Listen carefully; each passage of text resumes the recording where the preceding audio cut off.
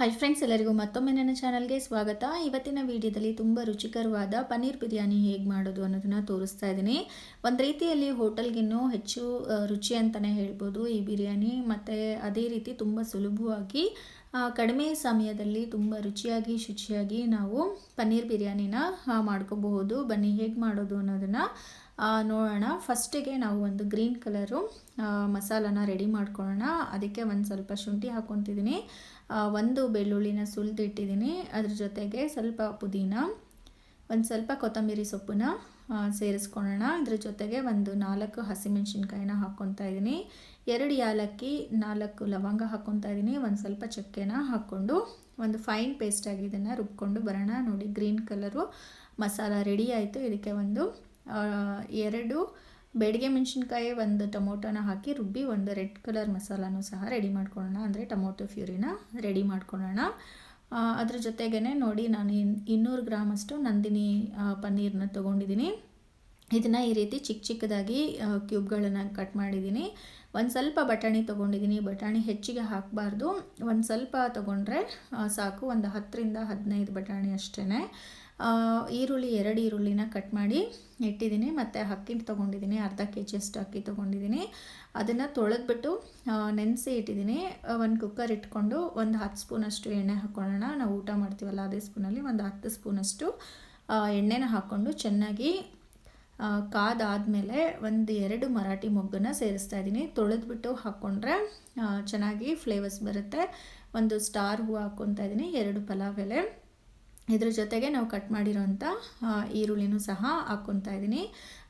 ಈರುಳ್ಳಿ ಸ್ಲೈಸಸ್ ಆಗಿ ಕಟ್ ಮಾಡಿ ಇಟ್ಕೊಂಡು ಹಾಕ್ಕೊತಾ ಇದ್ದೀನಿ. ಇವಾಗ ಸ್ವಲ್ಪ ಈರುಳ್ಳಿ ಎಲ್ಲ ಫ್ರೈ ಆಗಲಿ, ಅಲ್ಲಿವರೆಗೂ ಇದನ್ನು ಕೈಯಾಡಿಸ್ತಾ ಬರಬೇಕು. ಇವಾಗ ಇದ್ರ ಜೊತೆಗೆ ನಾವು ಗ್ರೀನ್ ಕಲರ್ ಮಸಾಲಾನ ಸೇರಿಸ್ಕೊಳ್ಳೋಣ, ಅಂದರೆ ಶುಂಠಿ, ಬೆಳ್ಳುಳ್ಳಿ, ಪುದೀನ, ಕೊತ್ತಂಬರಿ ಸೊಪ್ಪು, ಹಸಿಮೆಣಸಿನ್ಕಾಯಿ, ಗರಂ ಮಸಾಲೆ ಸ್ವಲ್ಪ ಹಾಕಿರುವಂಥ ಪೇಸ್ಟು. ನೋಡಿ, ಅದನ್ನು ಅಷ್ಟೇ ಸ್ವಲ್ಪ ಎಣ್ಣೆ ಬಿಡೋಕ್ಕೆ ಶುರು ಆದಮೇಲೆ ನಾವು ಟೊಮೊಟೊ ಮತ್ತು ಬ್ಯಾಡಗೆ ಮೆಣಸಿನ್ಕಾಯಿ ಸೇರಿಸಿದ್ವಲ್ಲ ಆ ಪೇಸ್ಟನ್ನು ಸಹ ಹಾಕ್ಕೊಂಡು ಸ್ವಲ್ಪ ಎಣ್ಣೆ ಬಿಡೋವರೆಗೂ ಈ ಥರ ಫ್ರೈ ಮಾಡ್ತಾ ಬರಬೇಕು. ಇವಾಗ ನಾವು ರುಚಿಗೆ ಎಷ್ಟು ಬೇಕೋ ಅಷ್ಟು ಉಪ್ಪನ್ನು ಸಹ ಸೇರಿಸ್ಕೊಳ್ಳೋಣ. ಅದ್ರ ಜೊತೆಗೆ ಒಂದು ಸ್ವಲ್ಪ ಅರಿಶಿನ ಪುಡಿ, ಖಾರಕ್ಕೆ ಅನುಸಾರವಾಗಿ ಖಾರದ ಪುಡಿ ಆಲ್ರೆಡಿ ಹಸಿಮೆಣಸಿನ್ಕಾಯಿ ಹಾಕಿದ್ದೀವಿ, ನೋಡಿ ಹಾಕ್ಕೋಬೇಕು. 1 ಸ್ಪೂನಷ್ಟು ಧನಿಯಾ ಪುಡಿ, ಒಂದು ಅರ್ಧ ಸ್ಪೂನಷ್ಟು ಗರಂ ಮಸಾಲ ಪುಡಿ, ಇಷ್ಟನ್ನು ಹಾಕಿ ಚೆನ್ನಾಗಿ ಮಿಕ್ಸ್ ಮಾಡಿ ಕೊಡೋಣ. ಇದ್ರ ಜೊತೆಗೇ ಒಂದು 2 ಸ್ಪೂನಷ್ಟು ನಾನು ಮೊಸರನ್ನ ಸೇರಿಸ್ತಾ ಇದ್ದೀನಿ. ಗಟ್ಟಿ ಮೊಸರನ್ನ ಇಲ್ಲಿ ನಾನು ಸೇರಿಸ್ಕೊತಾ ಇದ್ದೀನಿ. 2 ಸ್ಪೂನಷ್ಟು ಮೊಸರನ್ನ ಹಾಕ್ಬಿಟ್ಟು ಚೆನ್ನಾಗಿ ಮಿಕ್ಸ್ ಮಾಡೋಣ. ಇಷ್ಟನ್ನು ಚೆನ್ನಾಗಿ ಬೆಂದು ಮೇಲ್ಗಡೆ ಎಣ್ಣೆ ಬರಬೇಕು, ಅಲ್ಲಿವರೆಗೂ ನೀವು ಇದನ್ನು ಫ್ರೈ ಮಾಡ್ಕೋಬೇಕು. ತಳ ಹಿಡಿತಾ ಇದ್ದರೆ ಸ್ವಲ್ಪ ನೀವು ನೀರನ್ನು ಸಹ ಸೇರಿಸ್ಕೊಂಡು ಈ ಥರ ಬೇಯಿಸ್ಕೋಬೇಕು. ನೋಡಿ, ಎಷ್ಟು ಚೆನ್ನಾಗಿ ಎಣ್ಣೆ ಎಲ್ಲ ಬಿಟ್ಟು ಮಸಾಲೆ ರೆಡಿ ಆಯಿತು. ಇವಾಗ ನಾವು ಬಟಾಣಿ ಮತ್ತು ಪನ್ನೀರನ್ನ ಸೇರಿಸ್ಕೊಳ್ಳೋಣ. ಬಟಾಣಿನೂ ಅಷ್ಟೇ ಒಂದು 10 ಕಾಯಿ ತೊಗೊಂಡಿದ್ದೀನಿ ಅಷ್ಟೇ.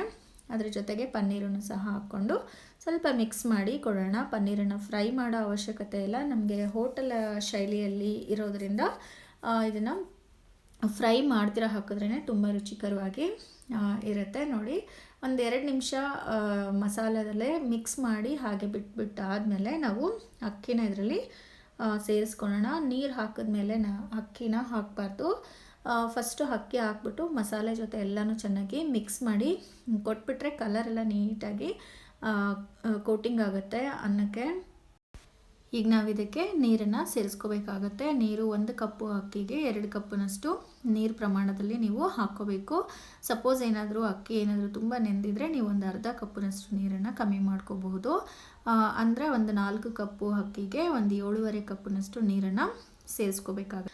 ಮತ್ತು ನೋಡಿ, ನೀರು ಹಾಕಿದ್ಮೇಲೆ ಇಮಿಡಿಯೇಟಾಗಿ ಕುಕ್ಕರ್ ಮುಚ್ಚಿದ್ರೆ ಈ ಥರ ಕುದಿ ಬರಬೇಕಾದ್ರೆ ನಾವು ಕುಕ್ಕರ್ ಮುಚ್ಚಳನ ಮುಚ್ಚಿಬಿಟ್ಟು 2 ವಿಸಿಲ್ ತೊಗೊಂಡಿದ್ದೀನಿ. ನೋಡಿ, ಕರೆಕ್ಟಾಗಿ ಬೆಂದಿದೆ ಮತ್ತು ಮಸಾಲೆನೂ ಅಷ್ಟೇ ಮೇಲೆ ಏನು ತೇಲಿ ಬಂದಿಲ್ಲ, ಕರೆಕ್ಟಾಗಿ ಎಲ್ಲ ಮಿಕ್ಸ್ ಆಗಿದೆ. ಈಗ ರುಚಿಕರವಾದ ಪನ್ನೀರ್ ಬಿರಿಯಾನಿ ಸರ್ವ್ ಮಾಡೋಕ್ಕೆ ರೆಡಿ ಆಯಿತು. ಇದನ್ನು ಮೊಸರು ಅಥವಾ ಸೇರುವ ಜೊತೆಗೆ ಸರ್ವ್ ಮಾಡಿ ತುಂಬಾ ಟೇಸ್ಟಿಯಾಗಿರುತ್ತೆ. ಈ ವಿಡಿಯೋ ನಿಮಗೆ ಇಷ್ಟ ಆಗಿದೆ ಅಂತ ನಾನು ಭಾವಿಸ್ತೀನಿ. ಇಷ್ಟ ಆಗಿದರೆ ಲೈಕ್ ಮಾಡಿ, ಶೇರ್ ಮಾಡಿ ಮತ್ತು ನನ್ನ ಚಾನಲ್ನ ಸಬ್ಸ್ಕ್ರೈಬ್ ಮಾಡಿ. ಅದೇ ರೀತಿ ಈ ವಿಡಿಯೋ ಮತ್ತು ನನ್ನ ಚಾನಲ್ನ ನಿಮ್ಮ ಫ್ಯಾಮಿಲಿ ಮತ್ತು ಫ್ರೆಂಡ್ಸ್ ಜೊತೆಗೂ ಸಹ ಶೇರ್ ಮಾಡ್ಕೊಳ್ಳಿ. Thank you.